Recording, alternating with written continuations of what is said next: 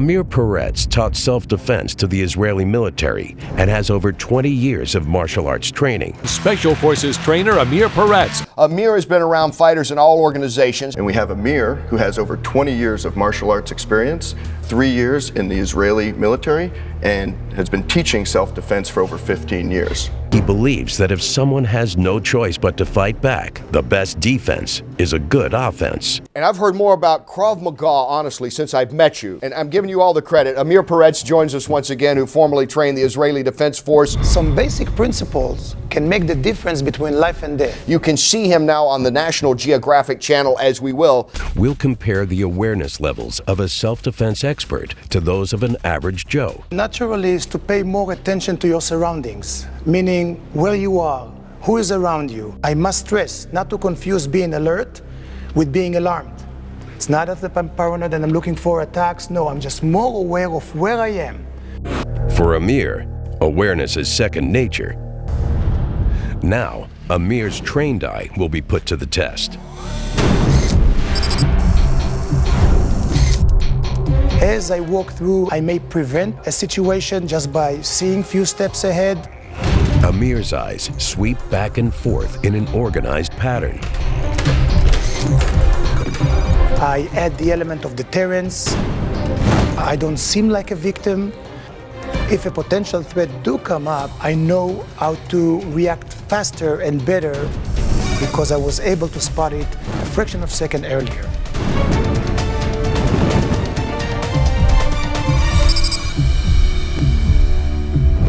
What the main thing is that people actually want answers. Now we live in a different times where the public needs to be a lot more aware.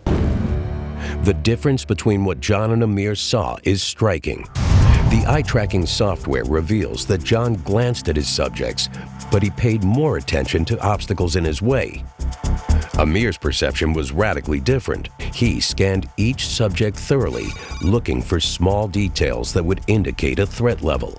By just being aware, one can increase reaction time by 300%. Looking at the waistband, looking at the arms, I'm looking for some bulge or protrusion, something outstanding or suspicious. Amir's heightened sense of awareness could have saved his life. Experts call it situational awareness. Situational awareness means being more aware of your surroundings. And avoiding trouble before it happens. But what do experts do when trouble finds them? And they have no choice but to fight back. Give me the car keys, give me the car keys, don't play with me. Their first enemy isn't even the bad guy. It's their own mind and their own body. It's called the fight-or-flight response. If you could not avoid it, you must counterattack explosively, without hesitation. The critical question is, will he shut down or defend himself? In a point of disadvantage, such as a threat with a handgun when someone tried to hold you either as an hostage or take you somewhere where pretty much it comes down to choice. What choices do you have? You do nothing, you fail to begin with. Here, jump into the car, you're being kidnapped. Instead of running, he chooses to fight back. Fraction of second, knowing what to do, training earlier on responding, fraction of second can be a difference between life and death. When you're attacked, adrenaline pours into your system. Through knowledge and experience, you learn to use it to your advantage. This is the kind of fighting style that you, as a fighter or as a person, you're always worried about. If they went into Krav Maga, they would be naturals. Also an inspiration. Amir is doing just that now. He is a regular now on Fight Science. You can see it on the National Geographic Channel. Perhaps you already have. If not, here's a look at a self-defense technique that he demonstrated on the show.